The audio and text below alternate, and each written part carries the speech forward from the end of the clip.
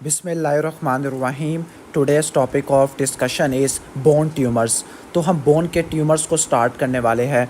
तो जो बोन के ट्यूमर्स होते हैं, सिंपली अगर डिवाइड करें, बोन के ट्यूमर्स दो कैटेगरी के होते हैं। कुछ ट्यूमर्स बोन में से राइज करते हैं और कुछ ट्यूमर किसी और टिश्यू से राइज करते हैं और बोन में मेटास्टेसाइज कर जाते हैं। तो जो बोन ट्यूमर्स होते हैं उसको दो कैटेगरी में डिवाइड करते हैं, प्राइमरी बोन ट्यूमर और सेकेंडरी बोन ट्यूमर। प्राइमरी का मतलब है कि जो ट्यूमर है वो बोन का अपना ट्यूमर है, और सेकेंडरी का मतलब है कि जो ट्यूमर है वो किसी और ऑर्गन का था और बोन में मेटास्टेसाइज कर गया। डैट इज़ वाई जो सेकेंडरी बोन ट्यूमर होते हैं इनको मेटास्टैटिक ट्यूमर भी कहते हैं। क्या बोलते हैं उनको? मेटास्टैटिक ट्यूमर भी कहते होते हैं। अब जो सेकेंडरी बोन ट्यूमर होते हैं ये रिलेटिवली ज़्यादा कॉमन होते हैं एज़ कम्पेयर टू प्राइमरी। तो ये रिलेटिवली ज़्यादा कॉमन होते हैं as compare to primary bone tumour. ठीक हो गया। अब जो बोन के पास जो ट्यूमर आते हैं, ओके, वो कहाँ कहाँ से राइज करते हैं, तो हम इसको दो कैटेगरी में डिवाइड करते हैं। कुछ ट्यूमर ऐसे होते हैं जो बोन की रिजॉर्प्शन को बढ़ा देते हैं, उनको बोलते हैं lytic tumour. Okay, lytic tumour. और कुछ ट्यूमर ऐसे होते हैं जो बोन में एक्स्ट्रा सेल को फिल कर देते हैं, उनको बोलते हैं blastic tumour. Okay, blastic tumour. Okay, अब लिटिक ट्यूमर कहाँ से राइज करते हैं? जो बोन को डिस्ट्रॉय करना शुरू कर देते हैं, बोन की लाइसिस करवा देते हैं। तो जो लिटिक ट्यूमर होते हैं उसकी एग्जांपल क्या क्या है? उसकी एग्जांपल है ब्रेस्ट। ओके, ब्रेस्ट, दूसरी तरफ lung, thyroid, breast, lung, thyroid और आरसीसी। ये वो चार ट्यूमर होते हैं, ओके, जो कहाँ पे मेटास्टेसाइज करते हैं? बोन में मेटास्टेसाइज करते हैं और ये बोन्स की लाइसिस करवा देते होते हैं। मेल में रट्टा मार लेना प्रोस्टेट का कैंसर और फीमेल में ब्रेस्ट का कैंसर, जो कि लंबर वर्टिब्रा को इन्वॉल्व करता है। तो जो लिटिक ट्यूमर होते हैं इसकी एग्जांपल मैंने आपको बता दिया है। ठीक हो गया। अब बात करते हैं ब्लास्टिक ट्यूमर की। ब्लास्टिक ट्यूमर ऐसे ट्यूमर होते हैं जो क्या करवा देते हैं? बोन्स के अंदर एक्स्ट्रा सेल को फिल करा देते हैं। इसमें टिपिकल एग्जांपल है प्रोस्टैटिक ट्यूमर की। तो मेल में प्रोस्टेट का ट्यूमर और फीमेल में ब्रेस्ट का ट्यूमर, ये पहुंच जाता है बोन पर। इसके अलावा जो लाइटिक ट्यूमर होता है एक और कंडीशन में भी देखने को मिलता है, जिसमें मल्टीपल पंच आउट लीजन मिलती है। Yes, multiple myeloma. तो जो मल्टीपल माइलोमा होता है उसमें आपको मल्टीपल पंच आउट लीजन देखने को मिलती है। Multiple punch out lytic lesion देखने को मिलती है जब आप स्कल एक्सरे कराते हो। ठीक हो गया। तो ये चीज़ें आपको मैंने एक्सप्लेन कर दिया है। अब हम स्टार्ट करते हैं primary bone tumour. Okay, primary bone tumours. जो प्राइमरी बोन ट्यूमर्स होते हैं, एक बात रट्टा मार लेना, जो बोन्स होती है वो इनिशियली कार्टिलेज से डेवलप होती है। यानी हमारी जो बोन्स होती है वो या तो कार्टिलेज से डेवलप होती है या मेम्ब्रेन से डेवलप होती है। यानी बोन के कुछ ऐसे ट्यूमर होंगे जो कार्टिलेज बनाएंगे, कुछ बोन के ऐसे ट्यूमर होंगे जो बोन के टिश्यू बनाएंगे। जो कार्टिलेज बनाने वाले ट्यूमर होंगे उनको बोलेंगे कार्टिलेज फॉर्मिंग ट्यूमर। ठीक हो गया। तो हम जो बोन के प्राइमरी ट्यूमर्स हैं उसको दो कैटेगरी में डिवाइड करते हैं। ओके, तीन कैटेगरी में।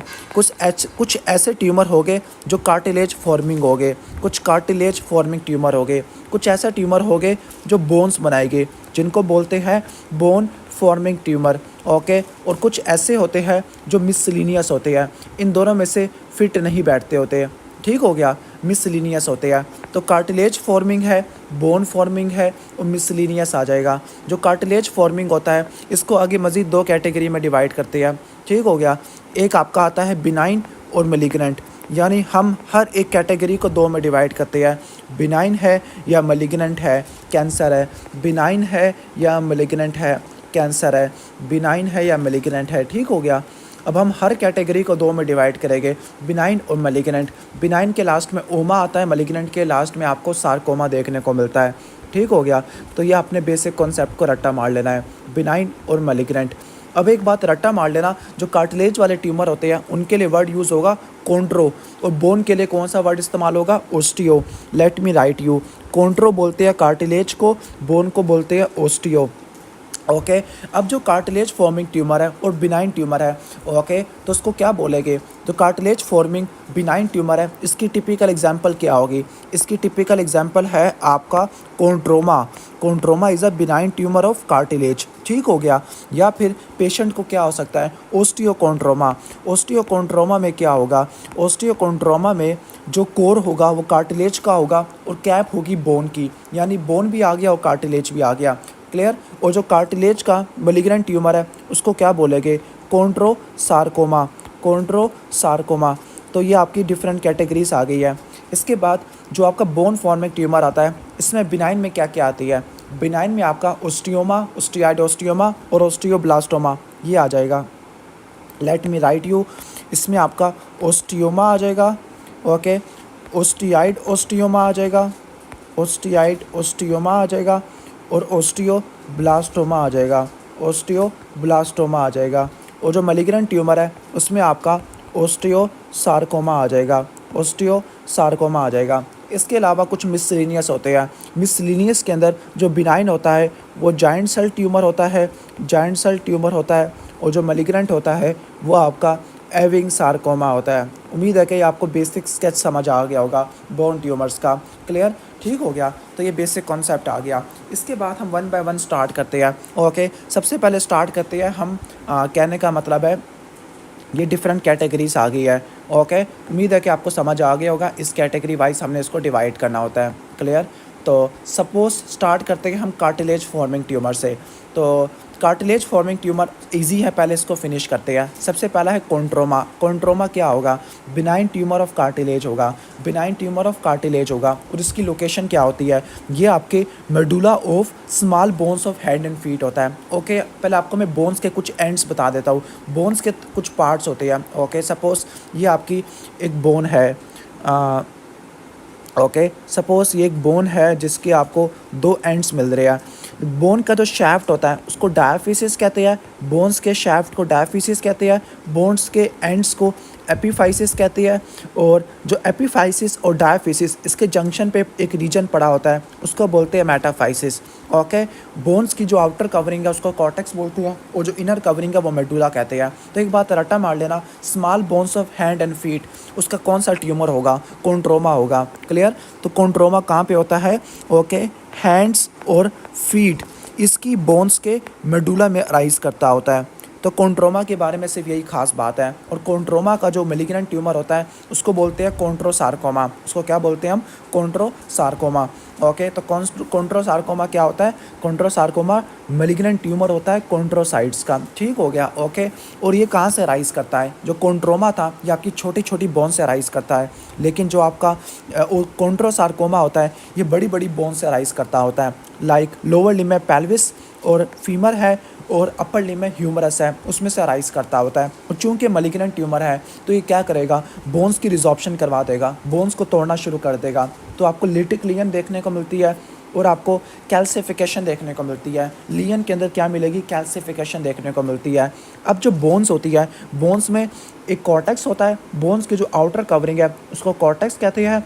और बोन के अंदर क्या होता है, ओके, मैरो होता है जिसको ओके मैरो कहते हैं। अब जो मैरो को कवरिंग करती है उसको बोलते हैं एंडोस्टियम। और जो आपका कॉर्टेक्स को कवर करता है, कॉर्टेक्स को कवर करने वाली आउटर कवरिंग है उसको पेरियोस्टियम कहते हैं। तो एक बात रट्टा मार लेना, अगर आपका पेरियोस्टियम की लीजन है तो आपने जाना है ओस्टियोसार्कोमा में।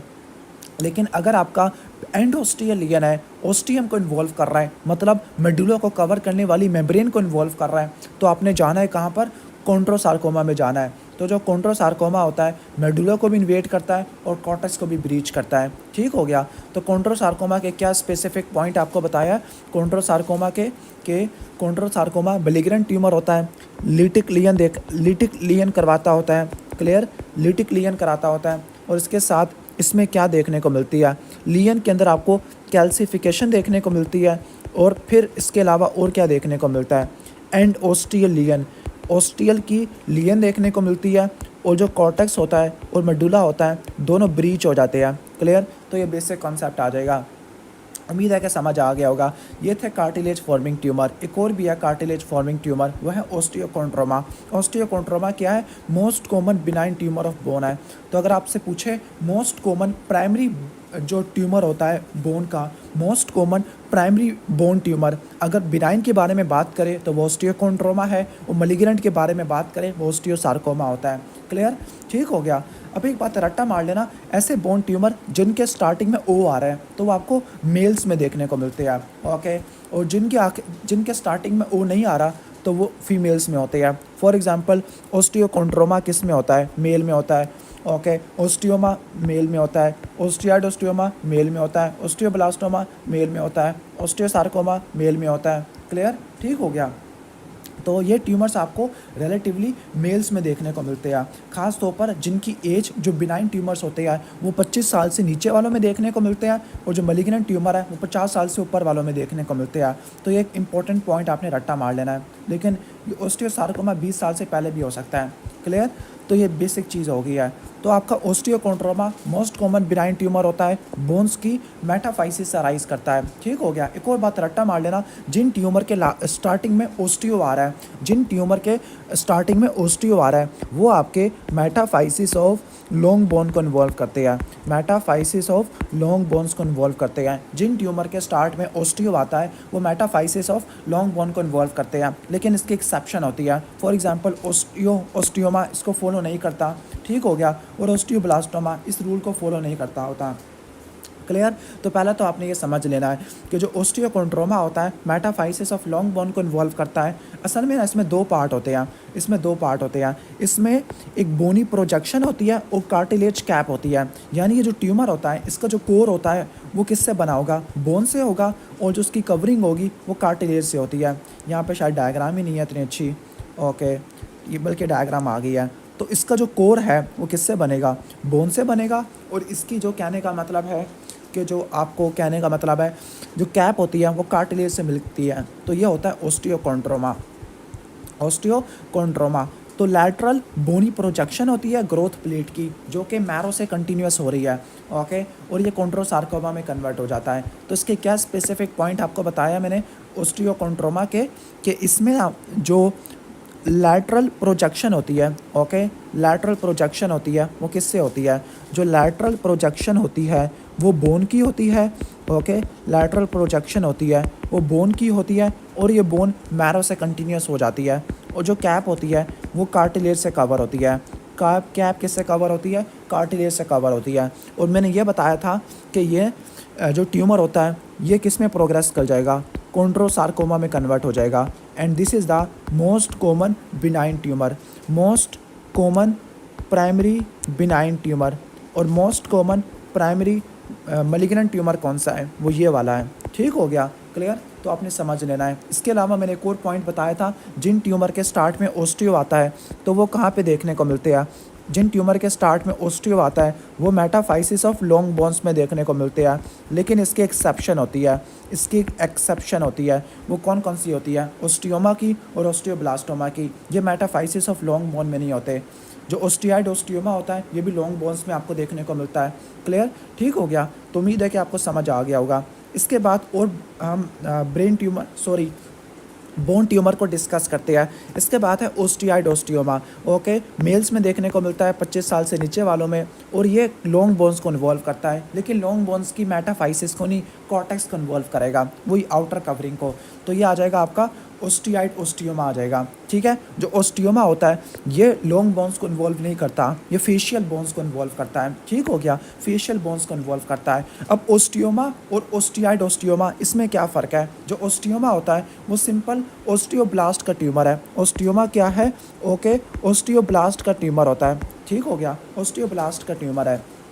अगर ओस्टियोब्लास्ट का ट्यूमर है और वो ओस्टियाइड भी प्रोड्यूस करे तो दो पॉसिबिलिटी है, ओस्टियाइड ओस्टियोमा और ओस्टियोब्लास्टोमा। दोबारा बता दूं, जो ओस्टियोमा, ओस्टियाइड ओस्टियोमा और ओस्टियोब्लास्टोमा, तीनों ओस्टियोब्लास्ट के ट्यूमर हैं। ओस्टियोब्लास्ट आपके बोन को बनाते होते हैं, ओस्टियाइड बनाते होते हैं। ओस्टियोमा सिंपल ओस्टियोब्लास्ट का ट्यूमर है। ओस्टियाइड ओस्टियोमा और ओस्टियोब्लास्टोमा ये दोनों क्या प्रोड्यूस करते हैं? ये दोनों ओस्टियाइड प्रोड्यूस करते होते हैं। ठीक हो गया, ये दोनों क्या प्रोड्यूस करते हैं?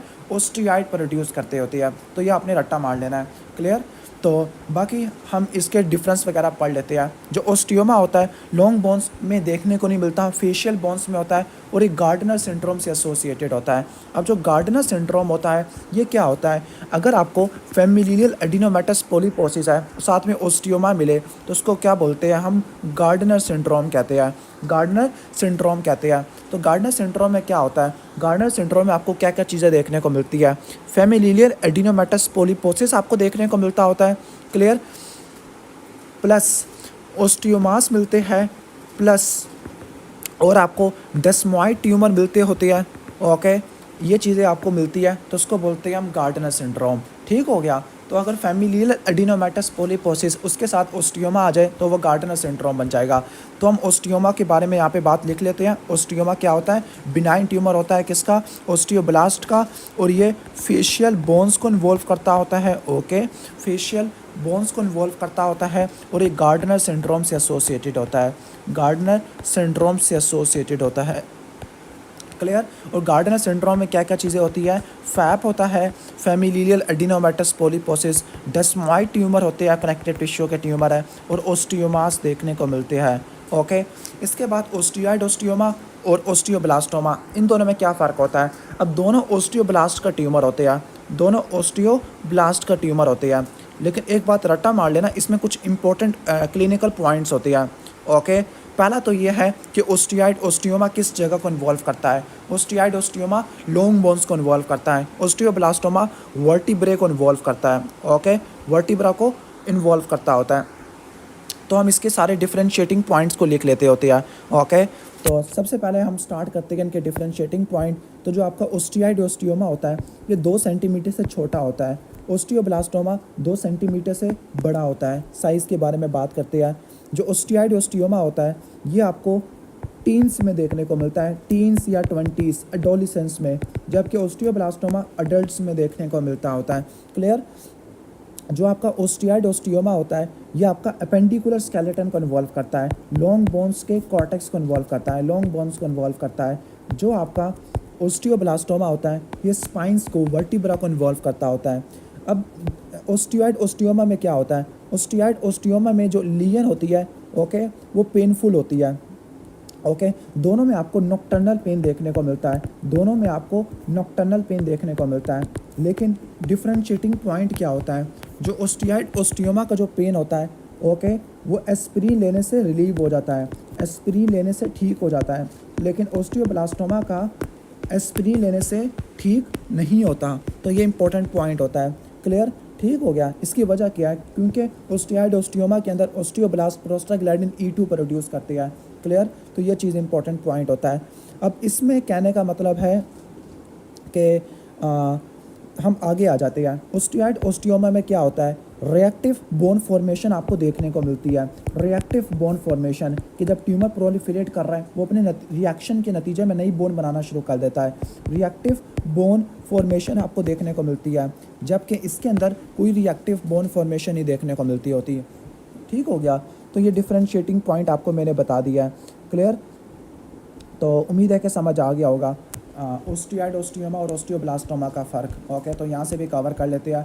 तो जो आपका ओस्टियोब्लास्टोमा होता है बोन पेन होता है, रात को वर्स हो जाता है, एंसर लेने से ठीक होता है, 2 सेंटीमीटर से कम का होता है।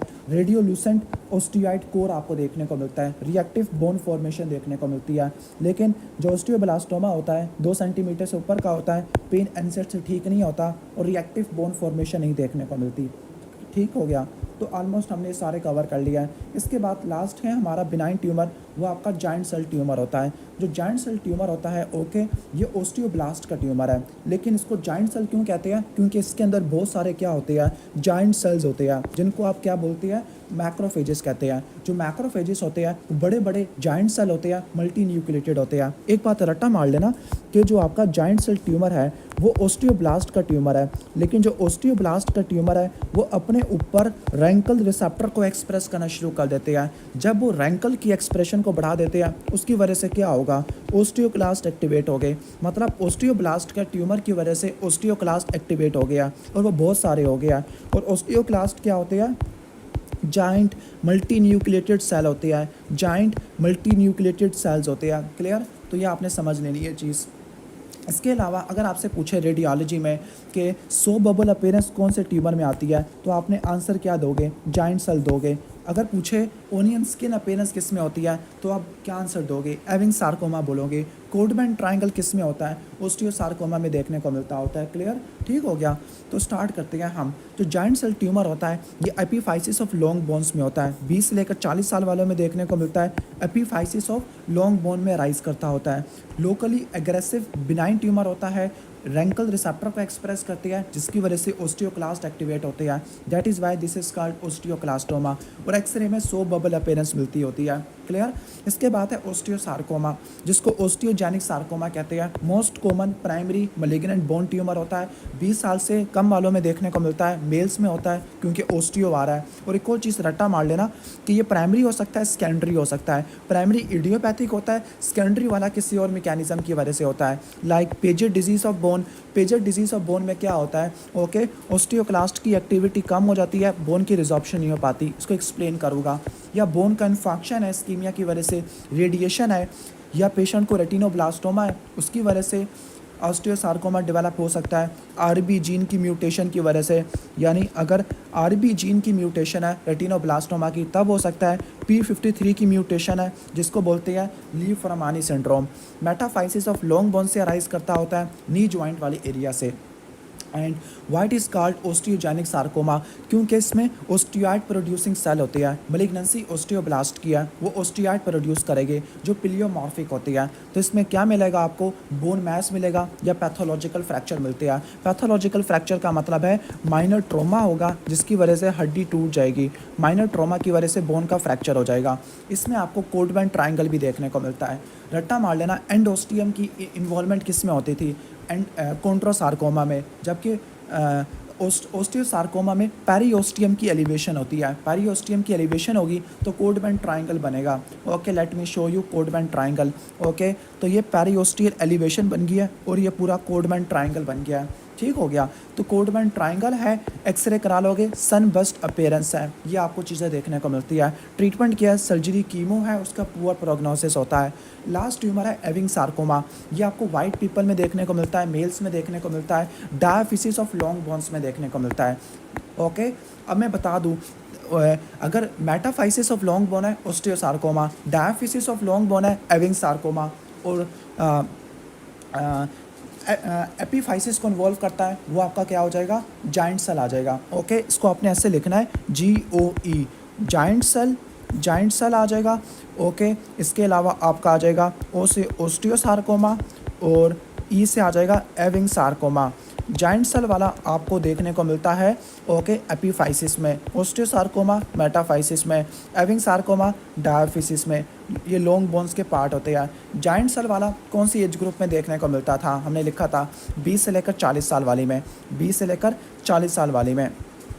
ओके, 20 से लेकर 40 साल वाली में। ओस्टियोसार्कोमा 20 साल से नीचे वालों में, और एविंग सार्कोमा 15 साल से नीचे वालों में। जाइंट सेल वाले में आपको सो बबल अपीयरेंस देखने को मिलती है। ओके, ओस्टियोसार्कोमा में कोडमैन ट्राइंगल और सनबस्ट अपीयरेंस है। और एविंग सार्कोमा के अंदर क्या देखने को मिलता है, ओनियन स्किन पेरियोस्टियल रिएक्शन देखने को मिलता है। ओनियन स्किन ऐसी होती है, मल्टीपल कंसेंट्रिक लेयर्स देखने को मिलती है।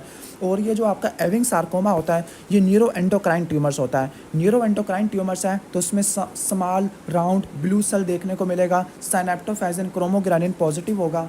ओके, और इसमें ना जो स्मॉल राउंड ब्लू सेल होते हैं वो लिम्फोसाइट को रिजेंबल करना शुरू कर देते हैं। डेट इज़ वाई आपने लिम्फोमस को रूल आउट करना है। ठीक हो गया, या क्रोनिक ओस्टियोमाइलाइटिस को रूल आउट करना है जिसमें बोन के अंदर लिम्फोसाइट होते हैं। इसमें 1122 की ट्रांसलोकेशन देखने को मिलती है। एविंग सार्कोमा FL2 जीन की म्यूटेशन देखने को मिलती है। ओनियन स्किन अपीयरेंस देखने को मिलती है। ट्रीटमेंट क्या होगा, कीमोथेरापी आ जाएगा। बाकी इसका मिमोनिक इसने बताया हुआ है। क्लियर, तो ये सारे बोन के ट्यूमर हो गया। तो डायफिसिस को कौन सा ट्यूमर इन्वॉल्व करता है, डायफिसिस को या शाफ्ट को ओस्टियाइड ओस्टियोमा इन्वॉल्व करता है, और राउंड सेल ट्यूमर इन्वॉल्व करते हैं। जो राउंड सेल ट्यूमर है उसमें आपका एविंग सार्कोमा और मल्टीपल माइलोमा प्लाज्मा सेल का होता है। ओके, इसके अलावा फाइब्रस डिस्प्लेजिया है। फाइब्रस डिस्प्लेजिया का मतलब है कि बोन रिप्लेस हो जाएगी फाइब्रस टिश्यू से। उसको एक्सप्लेन करता हूँ। मेटाफाइसिस को ओस्टियोसार्कोमा इन्वॉल्व करता है। एपीफाइसिस को आपका जाइंट सेल ट्यूमर इन्वॉल्व करता है। और जो ओस्टियोकोंड्रोमा होता है वो क्या बनाता है, एक बोन की कैप बनाता है जो कि कार्टिलेज से कवर हो जाती है। उम्मीद है कि आपको बोन के ट्यूमर समझ आ गए होंगे।